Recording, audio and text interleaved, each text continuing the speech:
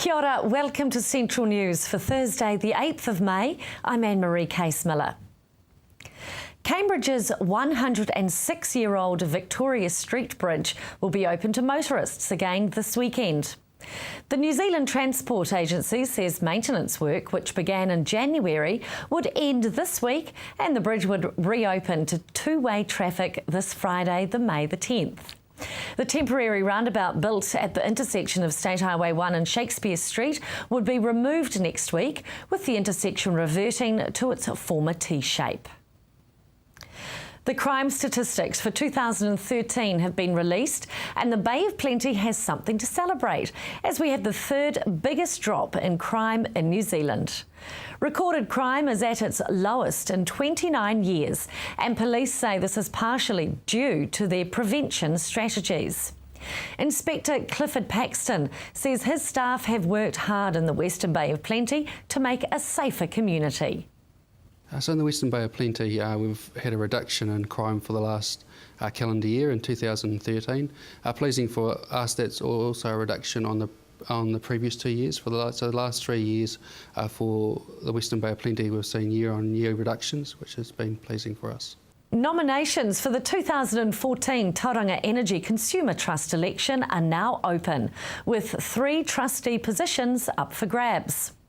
Prospective candidates have until 12 p.m. on Wednesday, June the 4th, to submit their nominations to join returning trustees Bruce Cronin, Bill Holland and Ken Collings.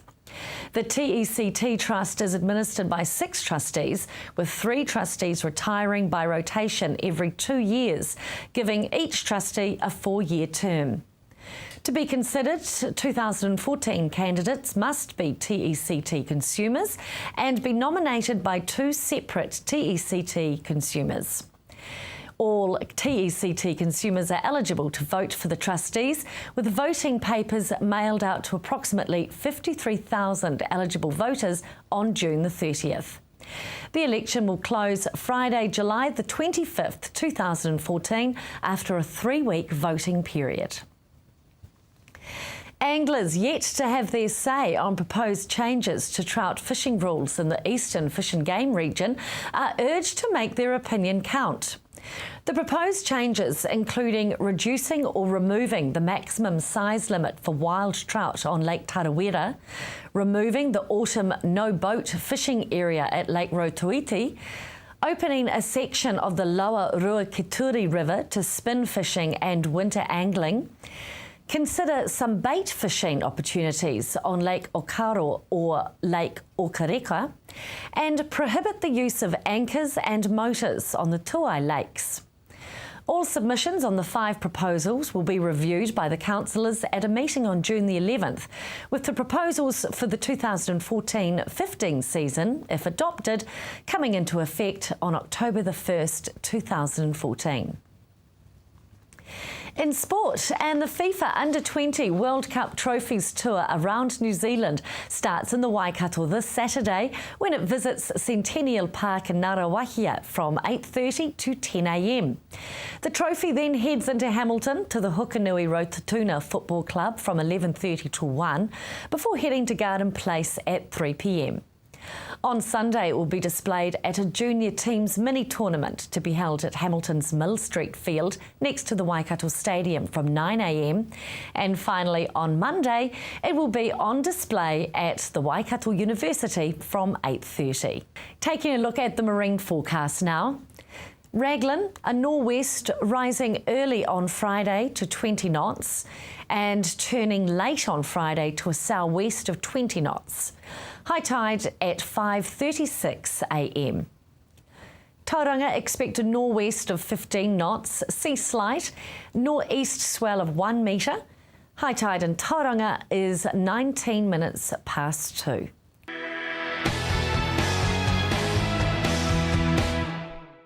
Welcome back to Central News. The Tauranga Moana Night Shelter Trust has been working with Tauranga City Council over the past few years to explore potential sites for development of a night shelter for homeless people in Tauranga. Hilary caught up with some of those involved to find out whether there is a big homeless community in Tauranga. Hilary, we have about probably 30 to 40 full-time homeless in the Greater Tauranga area at the moment, and that sort of changes with the seasons, and we sort of notice that they move around different areas with the different times of the year. What does that mean, they move with the seasons? Where are they going? Well, I think, there's places that are nicer to be over certain times of the year. We notice that some of them go over to the Mount and reside around Mount Drury and places like that over the summer months. Some are even going as far as Papamoa now. Gary, could any of us end up homeless, and what is the average type of person living on the streets? Anybody can end up homeless. There's a multitude of reasons why people become homeless. For some, it's actually their lifestyle choice. They just choose to live that way. That's their preference. For others, it could be anything from, marriage breakup, job loss, maybe a traumatic medical adventure or misadventure or event through a car accident or something.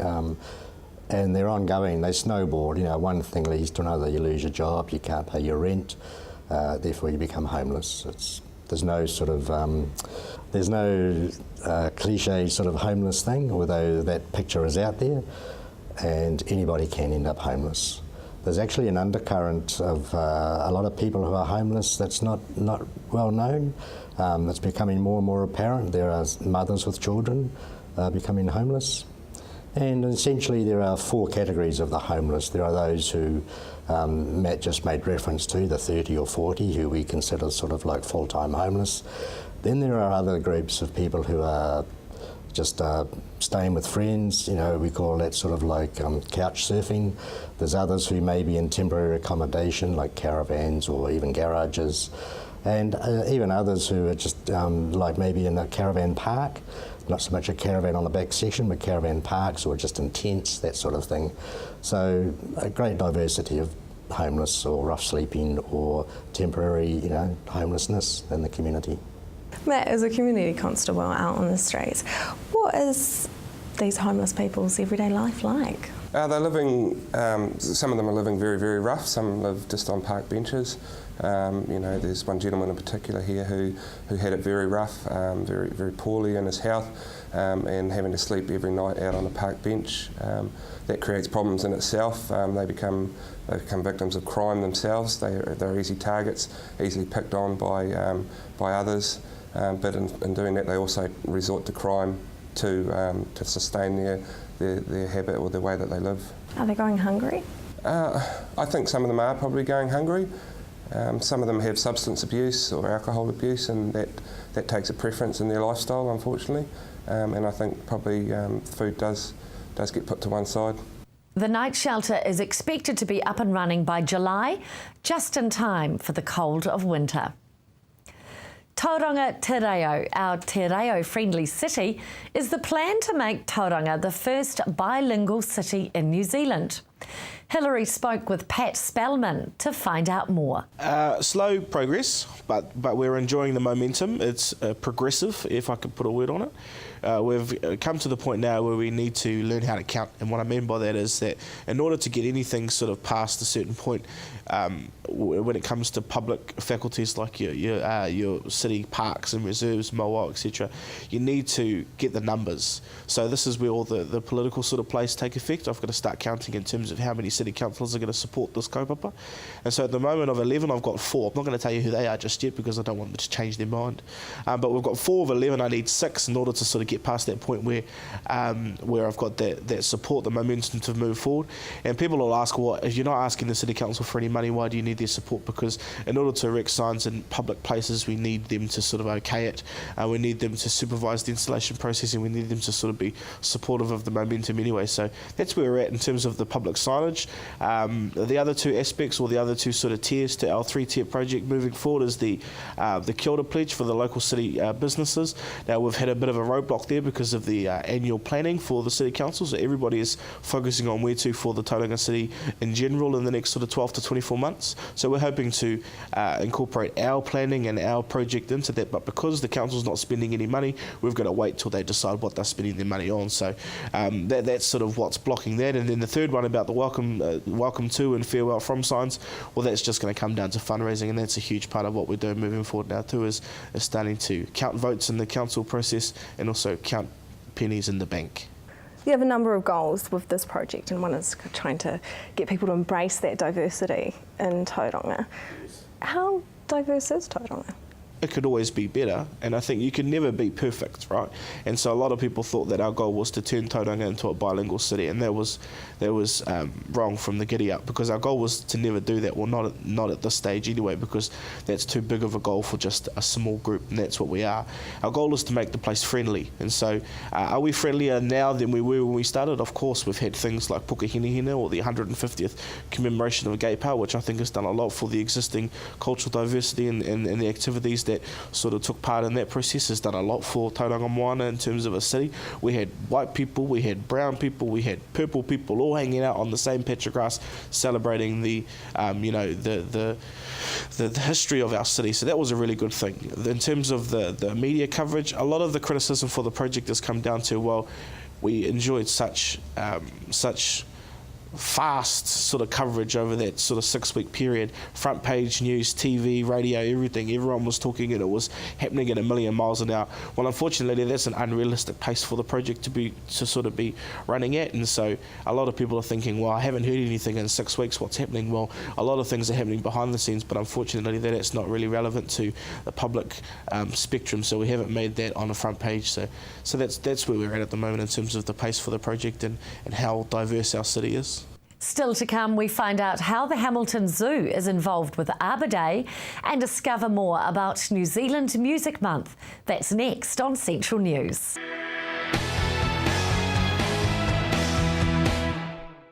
Welcome back to Central News. The month of May is New Zealand Music Month, and Mosaic Church in the Mount has released an album that's topping national charts. Hilary caught up with some of the musicians to hear about their success. Welcome to the show, gentlemen. Now, Mosaic Music, You Surround, the new album. Josh, tell me about it.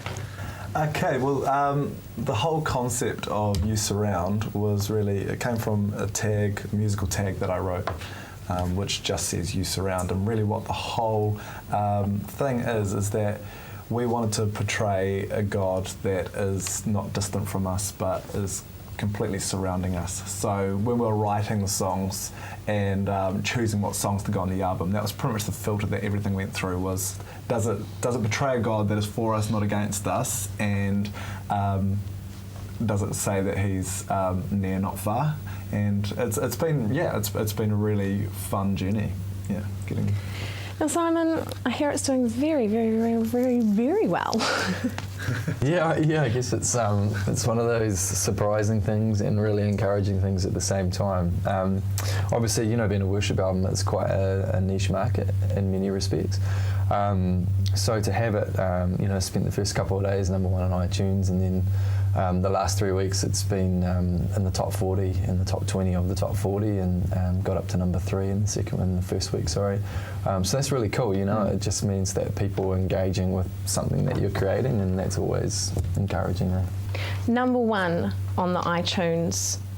All genres charts. Yeah. Wow, that is pretty impressive, and that's nationally. Yeah, absolutely. That is amazing. Yeah, we had a tough fight with Disney, but Disney prized it. Oh, I mean, it is a worship song, and as you said, a worship album. Sorry, and as you said, I mean, that's nationally on all genres. Do you think it does appeal then to everyone? Yeah, well, I mean, the funny thing is the first people I actually showed the album to when we got the masters back from New York was I was hanging out with some friends of mine that aren't believers, and I was like, oh, do you guys want to have a listen? And they're like, yeah, we'd love to. And showed them, and they were just like, man, I totally get this, and I really like this, and I think my friends should hear this. And for me, that's really what this whole thing has been about, is really putting language to something that's probably spiritual, and in a way that people can get it, and especially Kiwis, because sometimes there might be a lot of stuff coming out of the States and Australia and stuff, and it still doesn't really click with Kiwis. So that's really what I think we've been able to achieve. Yeah. And you guys, because the church actually produced the album, so how did you find that kind of production process? Well, it was definitely quite a collaboration. I mean, we in the first album that we did, I kind of got lumped with the producing kind of side of things, and this time was more like just a real team effort, and it was so good. Like everyone really, would share their ideas, and we just pretty much said to everyone, hey, you're allowed, whatever that means to you. You're allowed to be creative and get it right or get it wrong, and let's just journey this thing together. Yeah. Because there's quite a lot of you that have actually are on the album, really. I mean, can you run me through all these keys and singers and guitarists, and can you run me through all of them? Yeah, I guess it's one of those albums where we're part of a community, so that's reflected in the amount of people that recorded. Essentially, we're lucky to have a bunch of gifted musicians over in the Mount that play in various projects, various bands, and love to come together to create this. So we're just really fortunate in that respect. But I guess the other part of the production thing is probably this time round different to our first album, as we also worked with Jason Suskoff and Nick Manders from Auckland, who are both really great producers, and they had that ability to, in some respects, Josh, take stuff that was in our head that we weren't quite sure how to form and pull that out. So that was part of that process too. And that's completely different to the first album? Yeah. Well, the first album was like beg, borrow and steal. When you don't have gear or a fancy studio bits and pieces, you sort of have to just do whatever you can to patch something together. And there's something really cool and something really kind of organic in that. But it was really fun to be able to do something really polished this time. I'm sure many a musician can relate to that. Yeah. Do you reckon the album has a local feel? Absolutely. No matter what Kiwis do things the way that Kiwis do things, and whether it's music, whether it's the way they go about employment, go about conversation, go about family, all of those things, Kiwis are Kiwis, and that very much is the heart of what we do. I mean, we never set out to be inherently different to everything else. We just set out to be us, and by virtue of that, it's different. It doesn't sound like Australia or America or whatever it is. It sounds like something from the ends of the earth. When do you reckon, obviously worship, but also when else would I listen to this album? Is it kind of I'm cleaning the house? Am I driving the car? Well, I mean, the funny thing was, yesterday morning I was having my cup of tea in bed with my wife, and all of a sudden one of our tracks came on, and that was actually transitioning into the ads on breakfast on TV1 yesterday morning, and they were playing our album, which is just amazing because it's a worship album, and they're playing it on a real secular kind of I don't know, TV show. And I don't know, for us, it's I've run into people in Hallensteins. I was buying some pants in Hallensteins, and this girl just said to me, somehow it came up in conversation that we'd just done this album, and she said, "Oh, you're the singer of that band?" And I said, "Yeah." And she said, I listen to that album all the time. My sister somehow has that album, and she's not a person that's part of our community, and probably would even call herself a Christian, but for her, she relates to something in it. And so, definitely people driving in the car, people, and so we just want to sort of be part of seeing how far this can go and how, see what can happen. You can find out more about Mosaic Music at www.mountmosaic.org.nz. Up next on Central News, we find out about sustainability options in the Bay.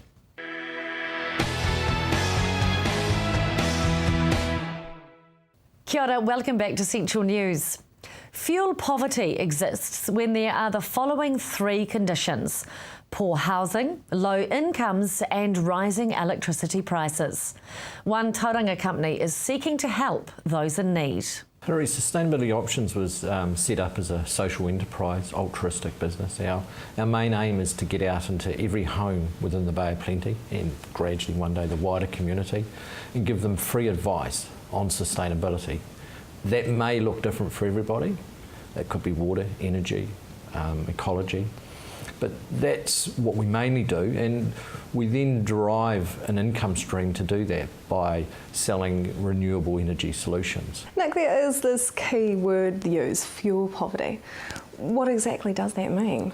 Fuel poverty is a definition that came out of the UK, and effectively they define fuel poverty as if you're spending more than 10% of your income on heating your home. And it came about because they were trying to say, well, hang on, there's a lot of people that are cold out there that can't afford to heat their home. And so what's that definition? And that was the definition around fuel poverty, when you literally can't afford to heat your home. And that's as little as 10% of your income. And Phil, you're asking for donations to help. What will that money go towards? Well, in getting around a lot of these homes and giving them the free advice, we've found that there's people that are just falling through the gaps, and they're living in some really cold, harsh conditions which are making them extremely sick. They don't fit under any assistance scheme that may be available, whether that be through DHB, ECA, etc. So we're asking for donations to upgrade their insulation, stop the rising damp, and ultimately, if we can get enough donations, to put in a decent, cost-effective heating source. Do we have particularly damp housing in New Zealand?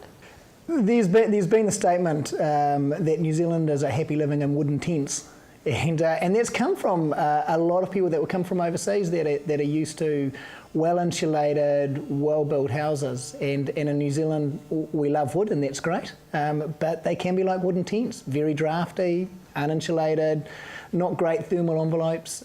So our housing standard, once that starts to decay or is not maintained, it becomes problematic. What kind of conditions are these families living in when you out and about visiting them? They're predominantly living in the older homing stock, older houses in other words, and there's a lack of insulation, there's drafts, there's a lack of good curtaining, and totally a lack of heating. You've got huge amounts of rising damp or moisture content in the home. That could be because they're heating via gas or just some of the other habits that are going on in the house. This in turn is causing huge amounts of sickness. You know, you hear about the amount of times they're having to go to hospital or have time off school during the winter time. For more information on sustainability options, visit so.org.nz. Time to take a look at the weather now. Firstly, for the Waikato, Hamilton expects some showers, some heavy with norwesterly winds, becoming cooler sou'westers at night. 17 your high for Friday. Paroa expect a high of 18 with a low of 7. Matamata 15 your high, 7 your low. Te Awamutu 17 and Tokoroa. You'll be lucky to make it to 14 degrees with an overnight low of 4 degrees.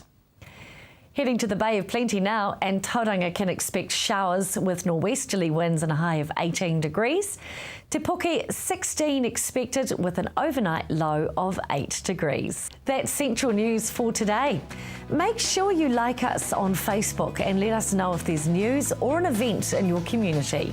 Thanks for joining me. Hillary's back tomorrow. I'm Anne-Marie Case-Miller. Ka kite anō.